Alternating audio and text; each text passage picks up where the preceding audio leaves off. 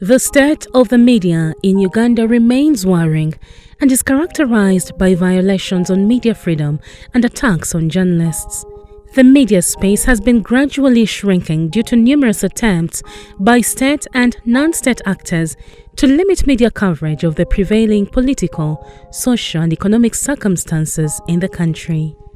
Some of the cases registered since 2018 include that of Twa Hamuchibi, a journalist working with NBS TV, who was assaulted in Chengera, a Kampala suburb, while conducting an interview with leaders of the notorious Chifesi gang, which claimed to be behind the robberies and murders of several innocent Ugandans allegedly in collaboration with the police. It was around 11 in the morning. We had gone to cover a story of these thugs that had earlier confessed that they work with the police in carrying out their dirty work. Like 15 minutes into their interview with these people, police bounced on us and they started beating us. I tried to explain to them that I'm a journalist, shouting actually. I shouted that I'm a journalist, but they couldn't leave me. In July 2018, Damba Waziri of the Vision Group Mbarara Bureau was beaten up by a mob under the watchful eye of police while covering the Shema County by-elections. Why are you taking my card? So you go and do everything. My name is Damba Waziri. I'm a news reporter working with Vision Group. I'd gone to Shema and there was election, a by-election that was going on. Someone tipped us, a certain village in the municipality. A group of people were trying to rig elections there. We rushed there. As we approached the polling station, a gentleman that I discovered the name later, called Amanya Jordan, he pulled the tripod, the camera, and all of a sudden I was on the ground. In the same year, events in Arua stand out most notably during the by-elections for Arua Municipality Member of Parliament in August. A number of journalists faced brutality at the hands of the security forces. NTV journalists Habat Ziwa and Ronald Muwanga were pounced on and beaten by security officers as they reported live the events in Arua. In the same period, James Sakena, a photographer working for the foreign news agency Reuters, was beaten by soldiers, arrested and detained for several hours as he covered the Free Bobi Wine political protests in Kampala. His equipment was confiscated and he has never fully recovered to his normal health. Details of his tormentors remain unknown. Well, on the 20th of August 2018, as usual, I take time to pitch a story idea to my employer then, that is Reuters news agencies based in the UK. So you remember there was a by-election in Arua, and that by-election hadn't gone well because there's a lot of violence and arrest and also death. So eventually this story became a global story following, what happened in Arua. So I went down towards Sariako, then sloping a little bit towards Nachivubo Channel. And then right there, two soldiers came. At some point, I'm very disciplined as far as their body language. When they said, don't take a picture, he's an armed guy, and I would not really want to persist. Because I really always want to operate from a safer zone so that I'm secure myself. So whilst I was trying to turn back, and then two others again came from the backside. Then they came straight to me. I tried to explain to them, hey, I'm a journalist, why do you do this to me? No. So while here, of course, some of the effect of what I went through showed up. That is my back, because of those kickings and the rest of it. So they call it the L3 and the L4 bones. So, there's a lot of nerves ending, lining the backbone. So they were affected. I'm living at this age, and I need to think of what I love to do most, what I've been doing all these years from my early teenage life to this late life. I had not to begin thinking of a new profession. I spent sleepless nights. I did not know what else can I do. In the year 2019, many journalists faced the brutality of security personnel. Alexis Sagala, a photographer who was working with the Daily Monitor, was among the victims. 2 tear gas canisters were thrown at him while covering the Makerere University students' protest against the 15% tuition increment. One of the canisters exploded between his legs. The order is no pressmen should be allowed in. Therefore, can you pass and drive out?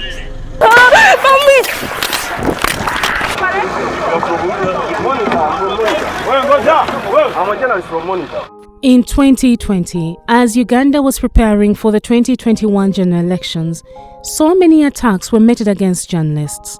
On 27th December 2020, 3 journalists covering the campaign trail of Robert Kyagulanyi Ssentamu, also known as Bobi Wine, were brutally attacked by police in Masaka district. These include Daniel Lutaya, NBS TV, Ali Mivule, NTV, and Ashraf Kassidia, Ghetto TV. Till now, Kassidia has never fully recovered from being shot in the head. Ali Mivule narrates the ordeal. My name is Ali Mivule Muchibi. You can call me collateral damage. That's the name that was given to me by the security forces, to be precise, the police. So we were following the car of the National Unity Platform presidential candidate Robert Kyagulanyi, and all of a sudden I saw one of the journalists, that's Ashraf Kassidia. He was hit around here. So they came carrying him and blood was oozing out of his head. That was one of the worst moments that I actually experienced during the entire campaign, because for me I thought Kassidia was dead. The way they were carrying him, and he was just looking so lifeless with a lot of blood oozing out of his head. After Kassidia was shot, so again, we as journalists actually, we protested. We told the guys, calm down, calm down. Then all of a sudden, Abaini Frank, the then regional police commander of that entire area of Masaka and the surrounding areas, he got that launcher. It's called a launcher, the tear gas launcher. He pointed it at me, and there was a distance, by the way, between me and him. There were some meters, me and him. All of a sudden saying, "You collateral damage," and then he actually shot at me. I still have the scar here. On 4th November 2021, Pitson Kareire, a journalist attached to the drone media, was arrested by plain-clothed men presumed to be security personnel after he published a story on the 31st of October 2021 to the effect that the Right Honourable Speaker of Parliament, Anita Among, was involved in corruption scandals. On 4th November 2021, I was kidnapped by plain-clothed gunmen at Equatoria in Kampala, and I was taken to Chibuli and later taken to a safe house at Chireka. They did not allow any person to see me. From Saturday, 5th of November, every morning they would drive me to CMI for torture, asking me to give them the source of information. Furthermore, on the 19th of November 2021, Emmanuel Bunya Masembe, journalist attached to Top TV, was allegedly beaten by Honorable Tokol Sam, Member of Parliament for Palisam municipality. Emmanuel was assaulted for taking Otokol's pictures while coming out of the anti-corruption court, where he was apparently facing charges of theft, conspiring to defraud over 1 billion shillings in the districts of Butebo, Namisindwa, Manafwa and Jinja. Brand Kesima, who works with NTV, equally has nothing good to tell about security personnel. On the 19th day of March 2022, while I was covering a story of the current MP of Maokota South, police and the army came in. They stopped the event from taking place. In the middle of gathering, they had tear gassed into a certain room where there was a local, a mother that had just given birth to a baby of about 3 weeks to a month. Then when Afande saw the smoke of the tear gas, he ran to rescue the mother and the baby. I came to capture that moment. Now while capturing the moment, this UPDF soldier came from my back. I did not see him. He came and hit me from the back, hit my back. Female journalists have equally faced the wrath of doing their work. Akelo Juliet, who works with the Etop radio in Soroti, was threatened by a source, and this has since affected her passion for journalism. I'm Akelo Juliet. I work with Vision Group, Soroti Bureau. I was interested in a story about the sanitation in Soroti town. So I decided to go to Eastern Division, where I met the mayor, Soroti City East, that is Paul Omer. Yeah, what I got from him, he attributed the poor sanitation of the city to the tenderers. So I reached Abattoir, where it is managed by Mr. Okwi James. He told me, please, I don't want even to know. I will even slap you right now. You're the people, and by the way, let me tell you, if you're recording me, try run my story. To be sincere, I even told one of my friends, I was like, how I wish I even didn't come for this course. I was like, I think, because I'm a diploma holder, I was like, I think when I go for my bachelor's, I'm going to change a course. It really to disturb my understanding.